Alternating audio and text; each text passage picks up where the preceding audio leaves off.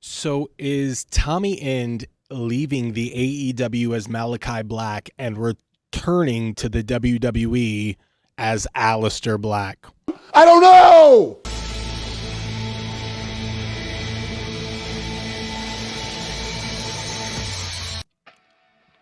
I'm the Wrestling Old Head. You have entered the portal of pro wrestling, and we're about to break down this theory like a shotgun. I was of the impression that Malakai Black had re-signed with AEW through 2027. Apparently, the rumors that are going around is that his contract has indeed expired or will expire, and AEW and Malakai Black are not moving forward with any sort of renegotiation or return. So what we saw this past Wednesday on AEW Dynamite when Will Ospreay spoke about Buddy Matthews' leader, or guy that was running his group essentially, and never mentioned Malakai Black, it was an essential written off segment for Malakai Black. Brody King will do his own thing, Buddy Matthews will do his own thing, Julia Hart will essentially do her own thing, and Malakai Black, for all intents and purposes, is more than likely moving forward, going back to the WWE. I have so much to say about this. It's so fascinating. I will go back to the beginning when Aleister Black was leaving the WWE after he does his backspin kick, knocks Big E out after doing several vignettes where he was like Garrett Marenghi, or Garth Marenghi, I think his name is, where he was just doing several vignettes in a dark room, reading and quoting certain things, and had a mystique about him. It felt very much, I think it was his Dark Father gimmick, and it felt very much like we were gearing up for another cult leader type of a storyline for Aleister Black. If anybody at that time, aside from Bray Wyatt, could have fit into that gimmick, I felt like Aleister Black had it. Tatted up, has a very unique style in the ring, and a way with words. And I was excited for it. I was pumped for it, actually. I wanted to see where it was going. Is he going to get Buddy Matthews? Is he going to start bringing in other guys? At the time, Seth Rollins was doing something very similar as the Messiah. And so we might have seen a convergence of that storyline. And, of course, Bray Wyatt was still doing his Fiend at the time. So we weren't sure how many of those gimmicks are. Because you don't want to oversaturate the market with the cult, mysterious, supernatural type of a character, because it can be a little convoluted at times, and you won't be able to tie it in, because if two supernatural cult-like figures are existing under one universal space, the only way is to bring those two together, let them collide, and only one can come out victorious. But usually with cult follower type of gimmicks, then they're not fan favorites, right?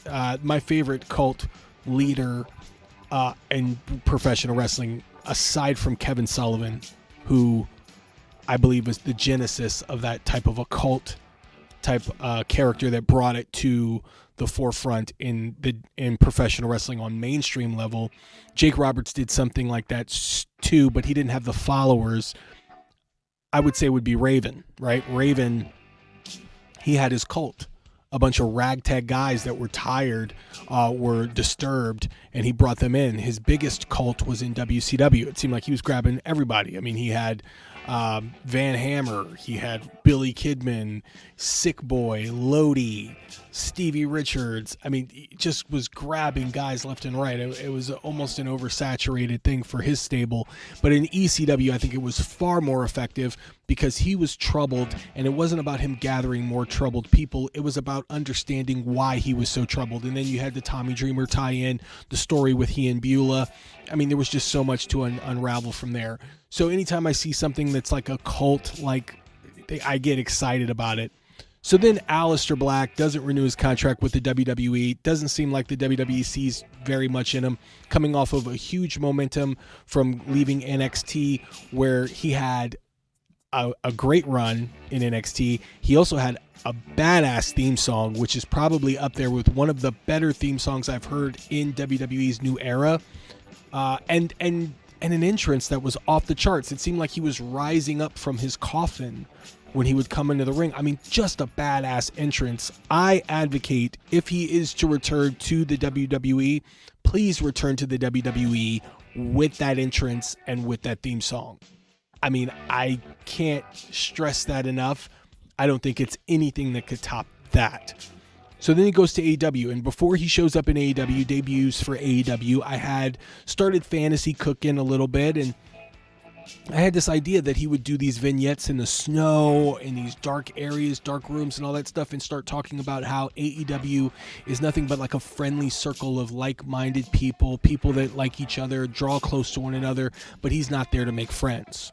And then to show up and start bringing people in that were disgruntled or that weren't really fitting in with the social circle that AEW was that was inhibiting AEW's growth, because everybody was familiar, everybody was friends. It seemed like everybody either came from New Japan Pro Wrestling or Pro Wrestling Guerrilla at the start, you know? And the only outliers were guys like Cody Rhodes, who had a history with the WWE, Jon Moxley, Chris Jericho, etc.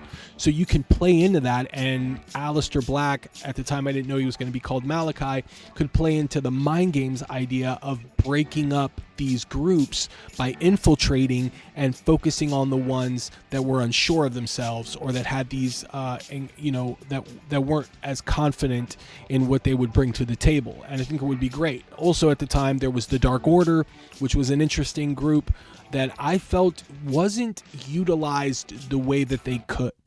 They could have been utilized in a much better way.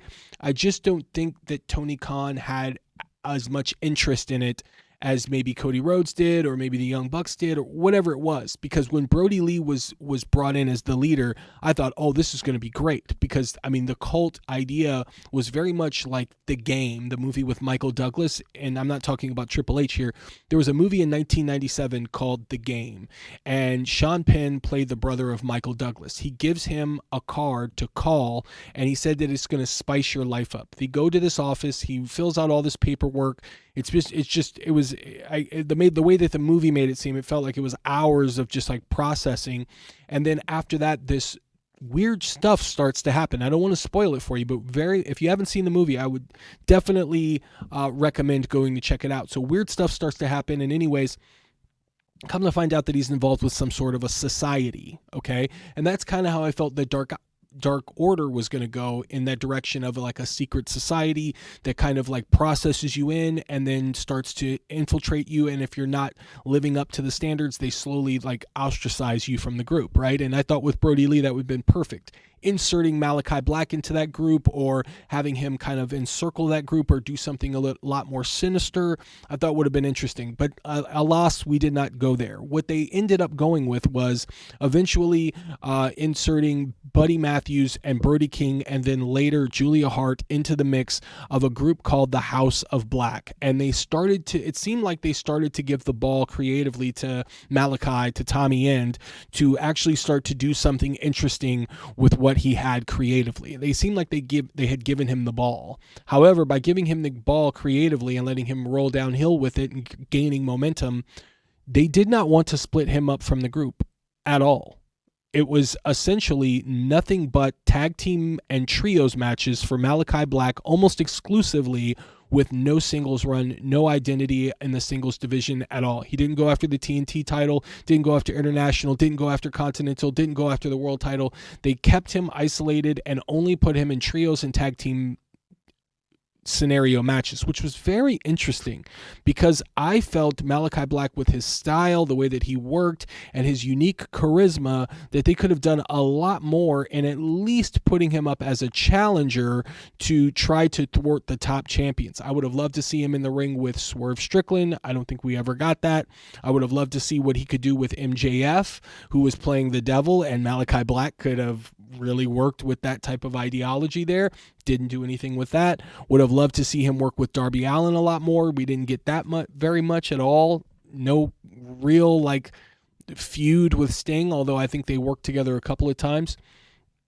So it's like they had this opportunity to utilize him a little bit. The same as Andrade El Idolo. Like, I thought that in the AEW, they both could have been utilized a little bit more to their strengths. and all Andrade needed was to have a manager that could be the voice that Andrade could utilize to kind of translate how he felt in his charisma. And he was like a playboy, you know. I thought that rich type of suave, type of cocky, obnoxious heel type of character from Andrade would have worked really well in AEW and probably could have given him top of the card billing for at least a couple of runs. And the same with Malakai Black, his dark cult-like idea, like it really could have worked, but it just didn't seem like there was a whole lot of interest from Tony Khan or anybody creatively.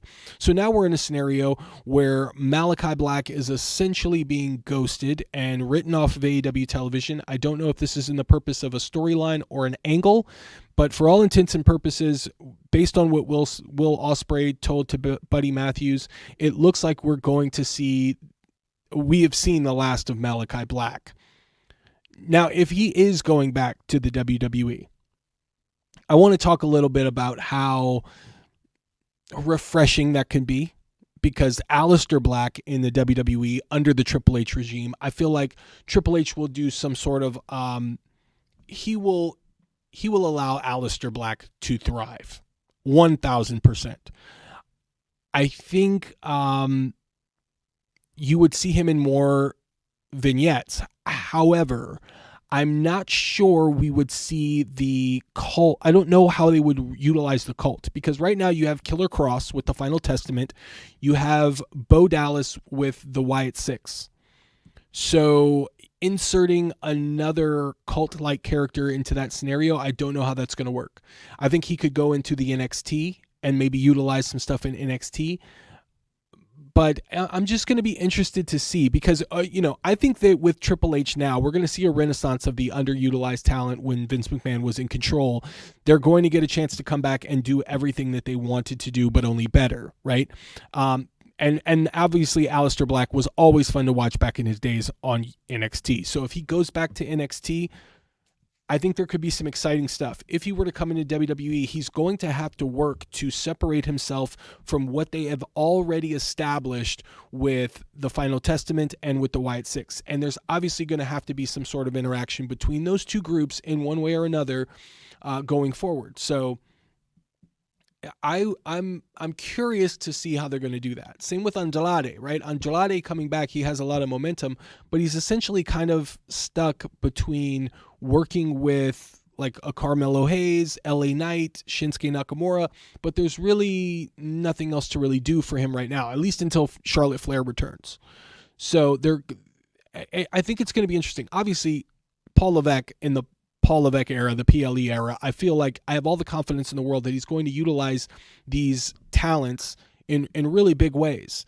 And I do believe that Tommy End in the WWE at this point can thrive a lot more than just being stuck in six-man tag and tag team matches that he was stuck in the AEW. But just for sake of trying to get ahead of this a little bit, how much different is he going to be than the Killer Cross Final Testament or through the Bo Dallas Wyatt Six?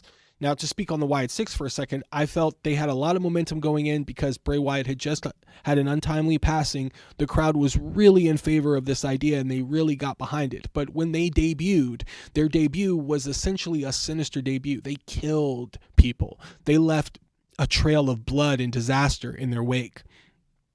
They should have been heels, 1,000%. But how can you paint them in such a light when they're going to be cheered? So, and obviously the WWE is right now trying to recoach, retrain their audience to cheer for the good guys and boo the bad guys.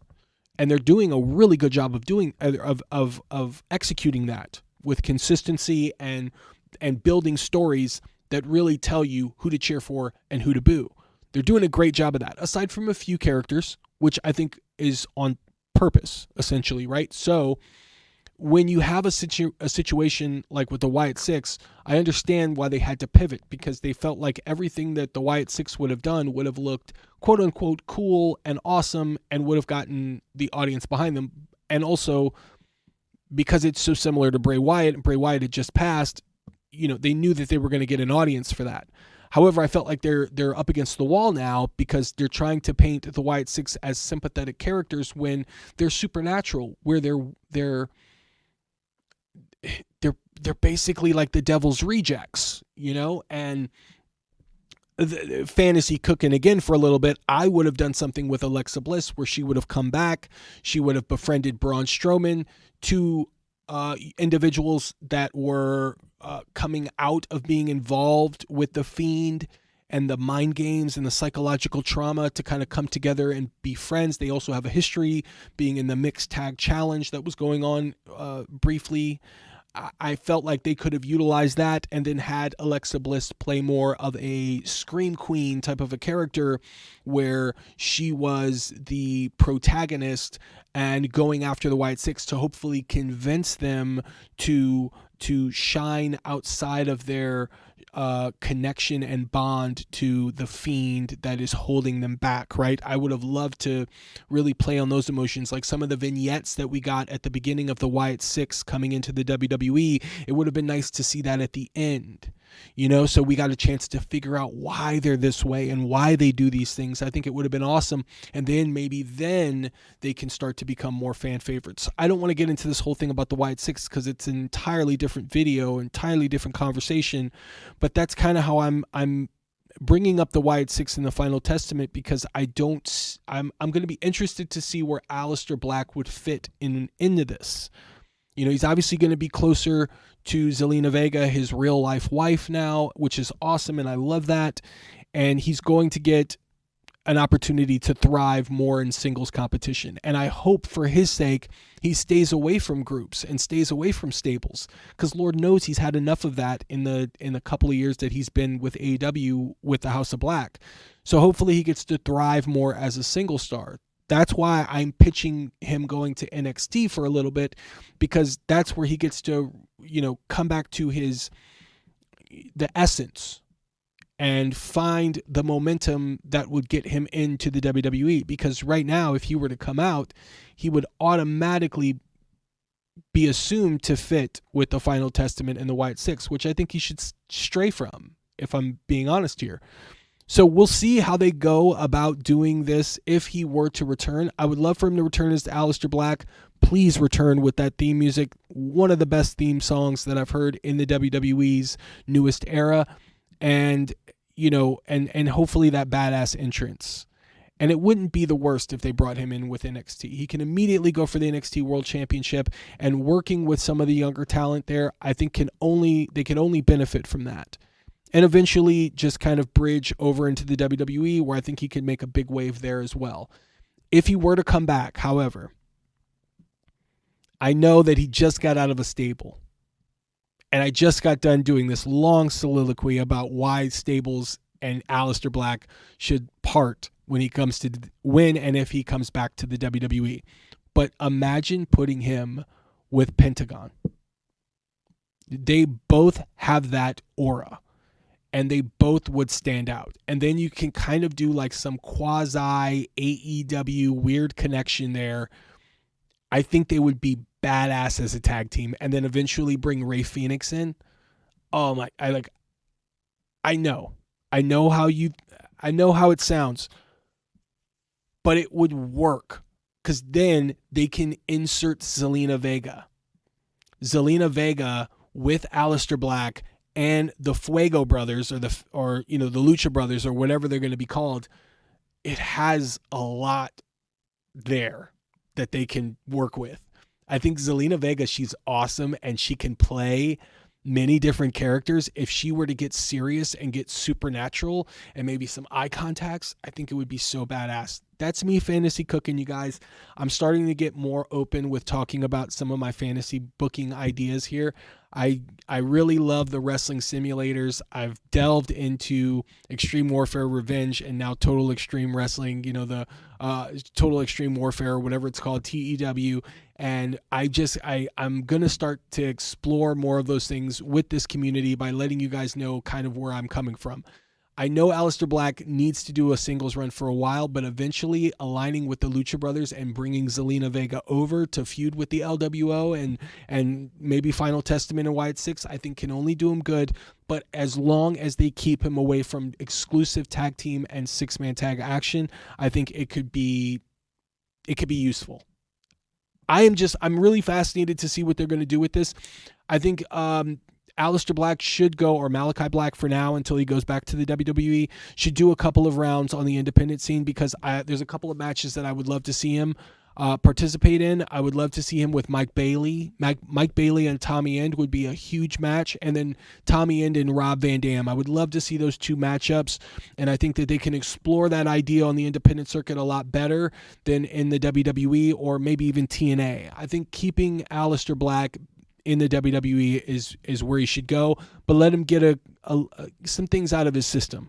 You know, a couple of like a small run on the independent scene could be useful for him in that regard. But what do you guys think? Do you think that we have seen the end of Malakai Black? Is this some sort of a storyline that we're getting into where they're going to split the House of Black up and send them in different directions? Is Brody King going to go with Darby Allin, Buddy Matthews going over with Will Ospreay, and then eventually Malakai Black can come back even more sinister than ever? Or have we seen the last of him in AEW and his trajectory is to return to the WWE as Aleister Black? You guys let me know in the comments. And thumbs up on the way out keeps the algorithm going. And as always, you guys, this has been the Wrestling Old Head. Stay tuned for more.